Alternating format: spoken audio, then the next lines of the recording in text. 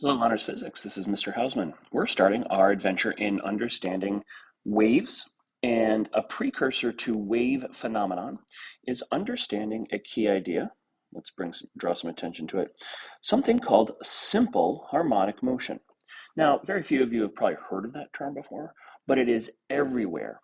It really means any object that vibrates, that oscillates, that kind of repeats its motion. It's all about repetitive motion, right? Repeated motion. But there's some key details. For example, what causes it? What affects it? How quickly does it vibrate back and forth or up and down? And some of the most common examples of simple harmonic motion can be your heartbeat.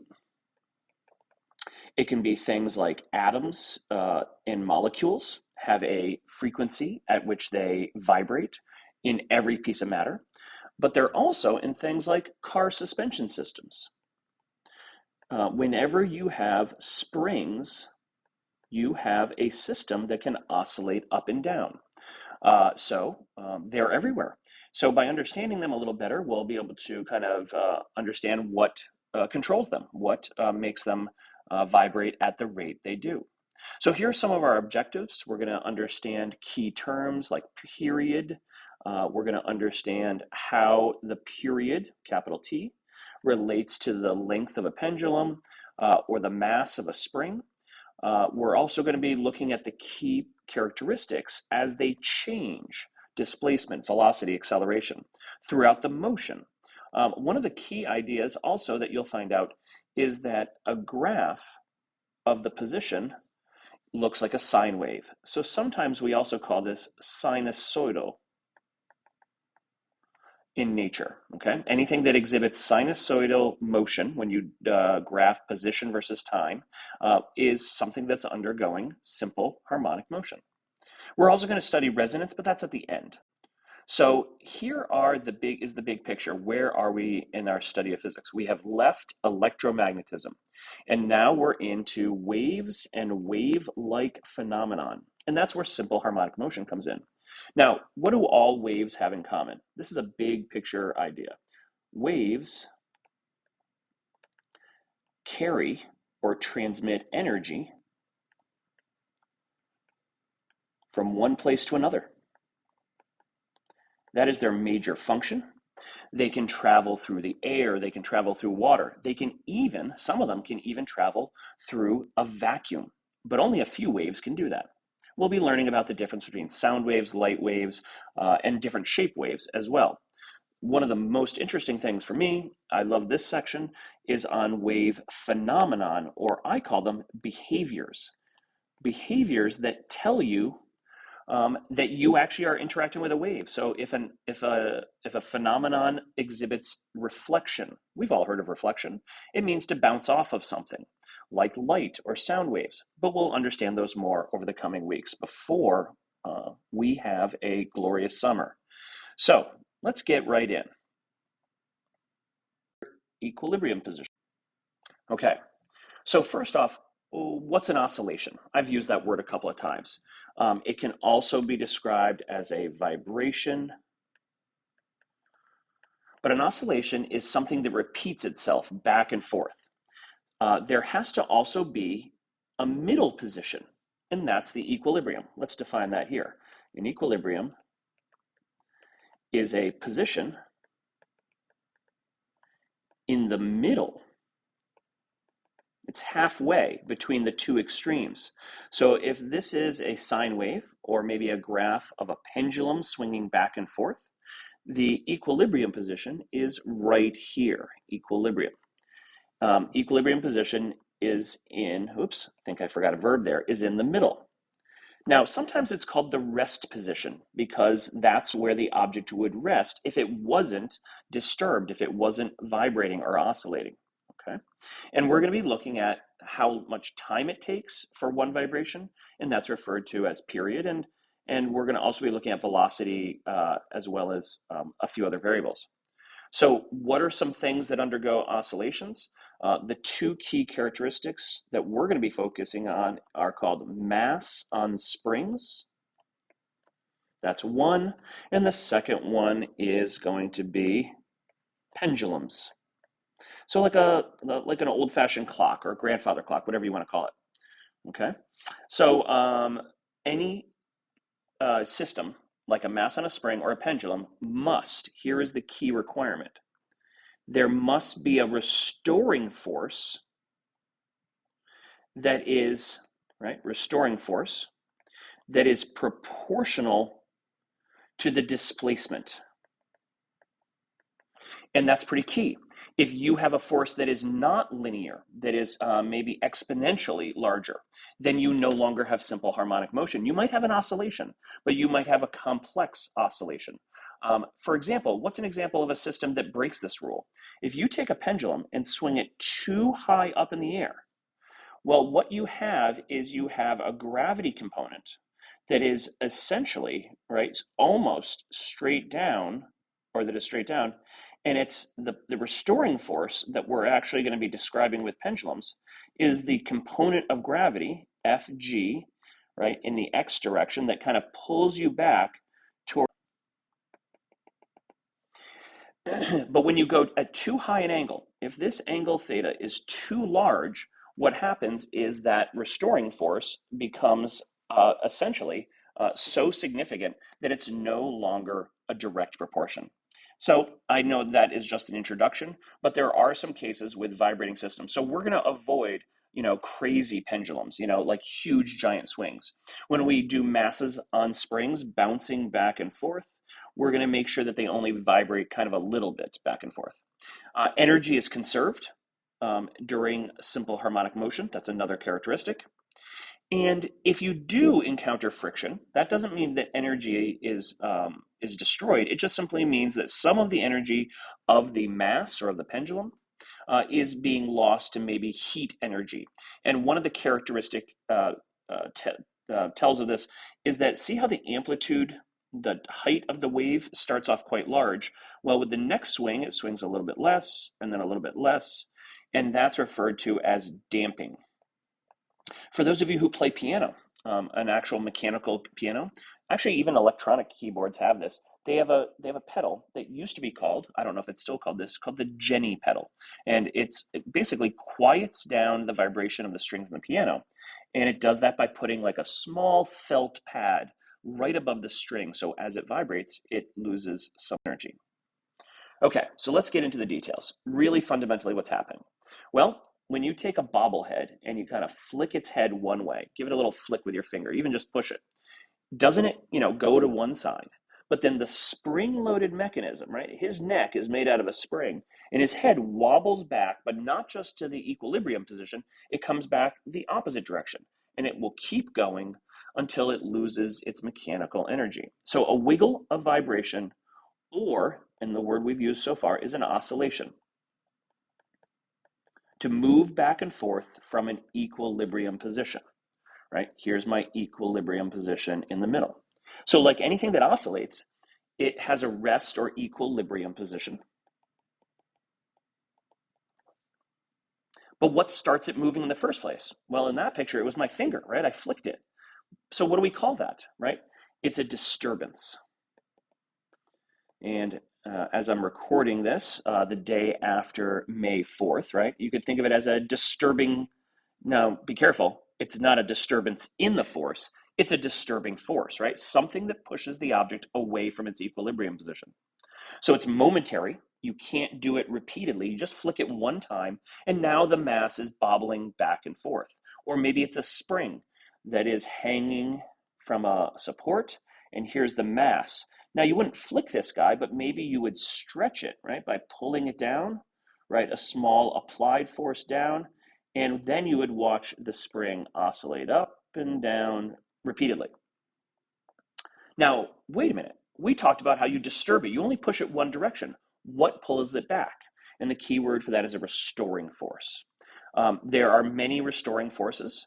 The vibrations are repeated, right? But the restoring force acts as a vibration to move it back to its equilibrium. It's restoring it back to its equilibrium. So let's see what's going on here. We've got an equilibrium point here. We've got a pendulum, and the restoring force is a component of gravity. if we had FGY and FGX, this is a little complicated, but in this frame of reference, it's kind of a lateral restoring force. What's the restoring force in the spring? Well, the restoring force here is the spring force, right? The spring itself, when it's compressed like this, really compressed, it pushes back this way. But when it's stretched, like way down here, right, the spring is much longer than it would be. Now the restoring force from the spring. And so do you notice that the restoring force always points toward the middle? So restoring forces, sorry, there was a brief interruption in my recording. The restoring forces are always back toward the equilibrium, and they are always proportional to the amplitude. The farther away you are, the greater the restoring force. Okay, so what are some other examples? Here's a fun one. A lacrosse stick or a baseball bat and tried to balance it on your fingertips.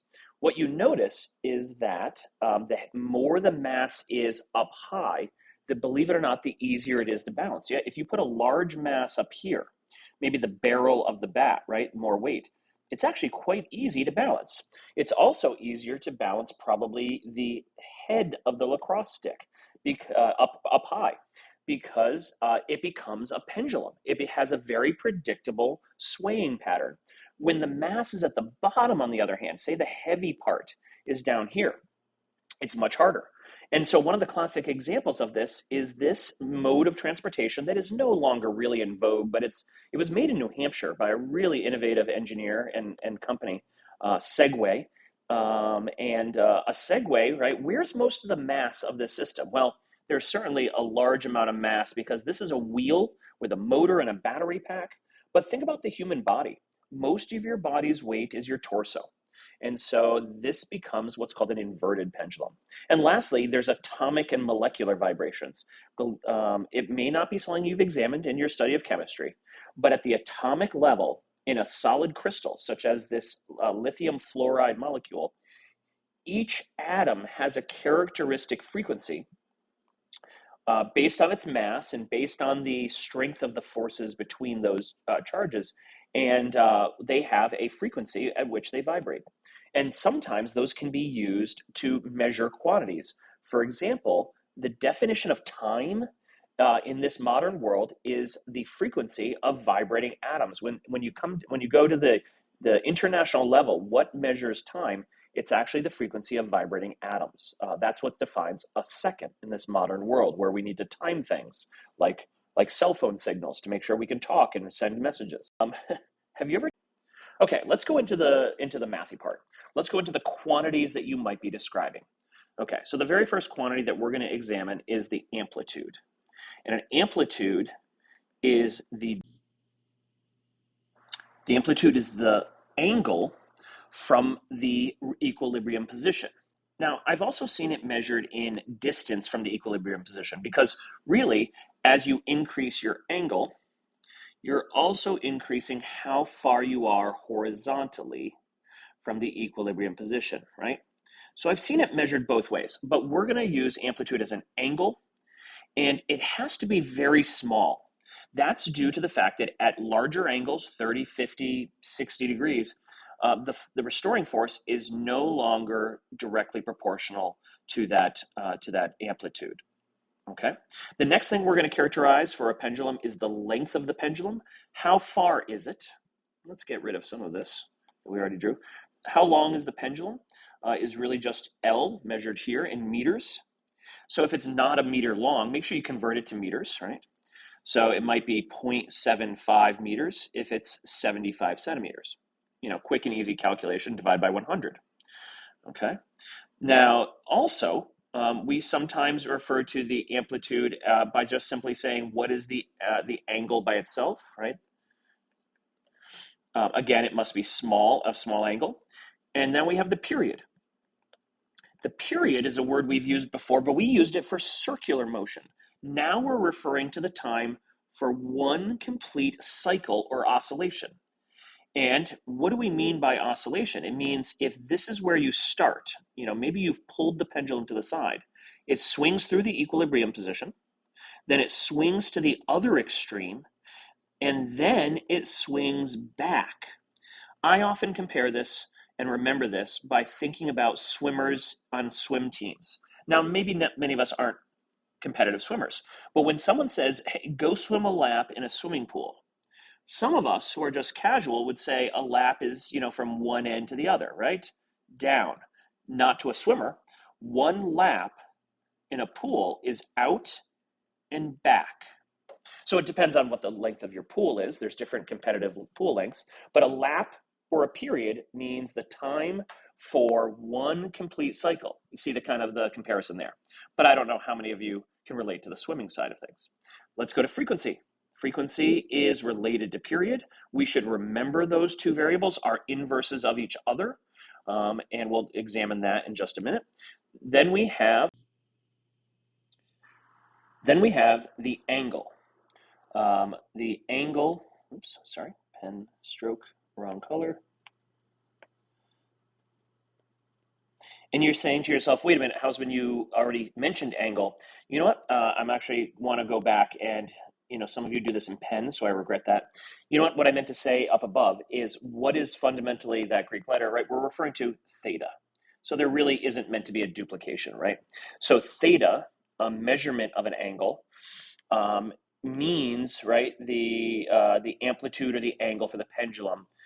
And we're not going to be using radians in our study of pendulums. We'll be mostly focusing on the key variables of length, as well as the period, the frequency, and then a little bit having to do with the energy and velocity. So that leads me to velocity. So sorry about that, just cleaning it up. So what happens to the velocity of a swinging pendulum is quite interesting. And we actually already studied this because we looked at this when we studied energy. So when you swing a pendulum from its rest position, from its maximum amplitude position, I misspoke there, we know that gravity is pulling it back toward the equilibrium position. And when you're experiencing a force like that, you accelerate. So the pendulum, if we could insert what are called like wind lines, right, it would be moving its fastest at the bottom. And then anywhere past the equilibrium position, it would slow down. And so we actually have a velocity minimum at the far extremes at the maximum amplitude. So we have a v equals 0. And then at the very bottom, we have a v max. 0 at the outer extremes, v max in the middle. So we just mentioned that velocity is changing. So if you're changing your velocity, you are experiencing a net force. So we are going to refer to that as the restoring force. Restoring force also implies there is an acceleration. We won't be spending much time on the acceleration, but just remember that the bigger your restoring force, and when does that happen? The restoring force is largest out here at the extremes, and then it is 0. For a moment, there is no force in the middle when you swing through the middle. And you're thinking to yourself, of course there's a force, there's gravity. But you notice that the gravity at the lowest point is straight down, and that is not in the direction that you're swinging. So the gravity does stay there the whole time, but it is no longer pulling you back toward the middle. It's actually pulling you down. So those are some of the key variables, and we'll start using them in our exploration, okay? So let's first talk about period of time, right?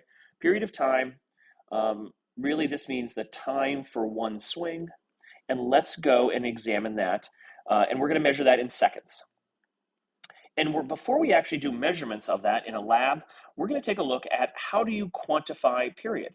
Well, if this is t0 seconds, right? If you swing from 1 to 2, you might think that you're doing half of a swing, but you're not. Remember that a full period is out and back. So this would be called t1 half. What would T2 be then? Like what would be the time at the position 2? Well, that would be 1/4 of a swing. So it would be 1/4 of the period. 1 to 3 is half of a full swing or cycle. And so that would be half of T. Now, how much of a swing would you get if you go from 1 to 3? That's half. But then back to 2, that's another quarter. Well, now we've done 3/4 of a cycle or 3/4 of T. And I bet you already know what we have when we go from 1 to 3 and then 3 swinging back to 1.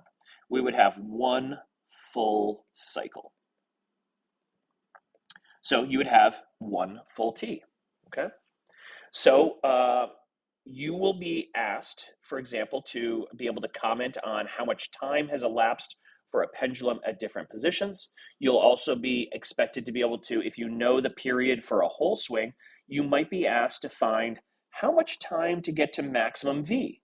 So if you start at 1 and someone says how much time to get to maximum velocity, right, when it's moving the fastest through the middle, you would have to take, right, a quarter of the period.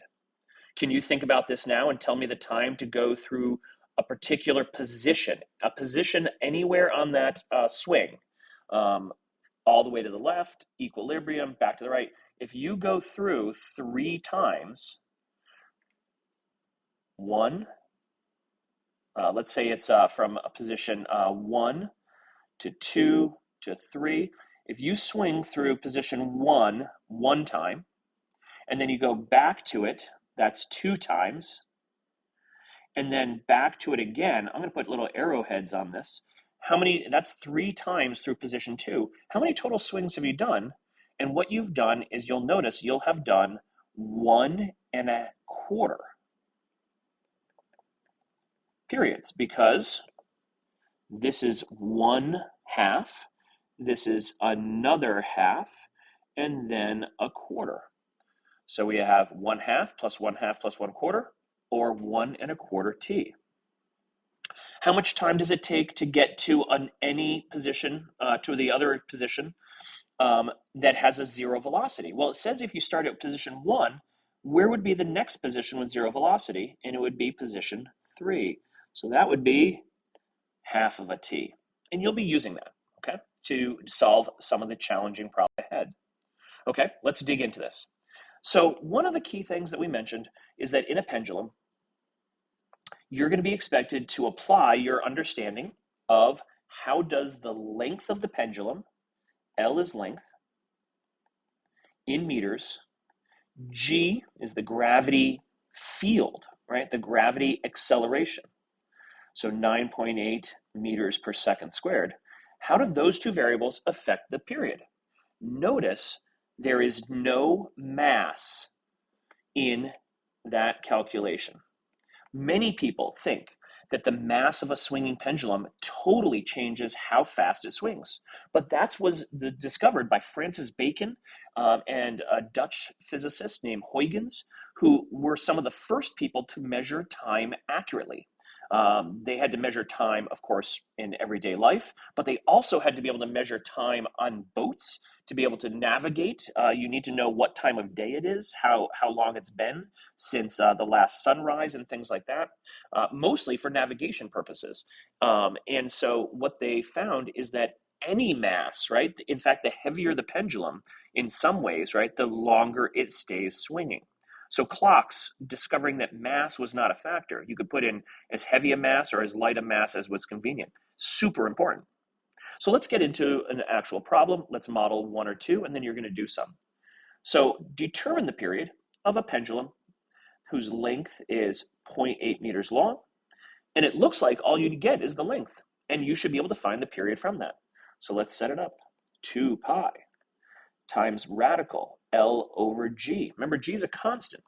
So we just plug that in. 2 pi is also a constant. So we put in 0.8 over 9.8 meters per second squared. I think for convenience, almost all of us are going to do the radical first. Really depends on your calculator skills. But take 0.08 divided by 9.8, square root that, multiplied by 2 pi. Try to find the pi button on your scientific calculator, and you're going to get a period of 1.8 seconds.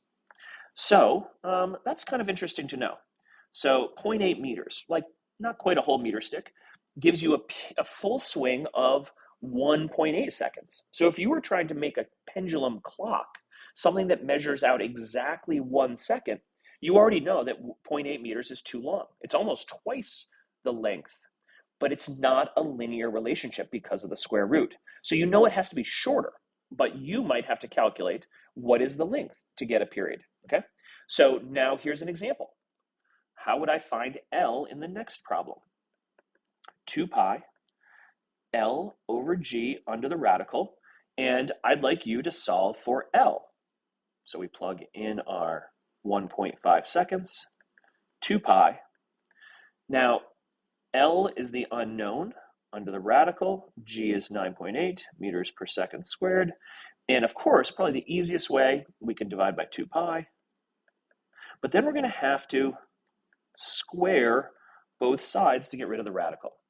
Very few of you probably need that reminder, but a few people might benefit from reminding themselves of how to deal with radicals, okay? There's all different levels of math in here. And when you do that and you multiply by 9.8, actually the square of 9.8, right? Because I'm sorry, 9.8, not the square. When you square the left-hand side, right, you get rid of the radical. And so you get a final length of half, 0.56 meters, just a little bit over half a meter. So you're going to be finishing for your first assignment numbers 3 and number 4. Number 4 has multiple unknowns, and the answers are provided, but you need to show your work how you got the different periods for when the pendulum is. You're also completing 5 through 8.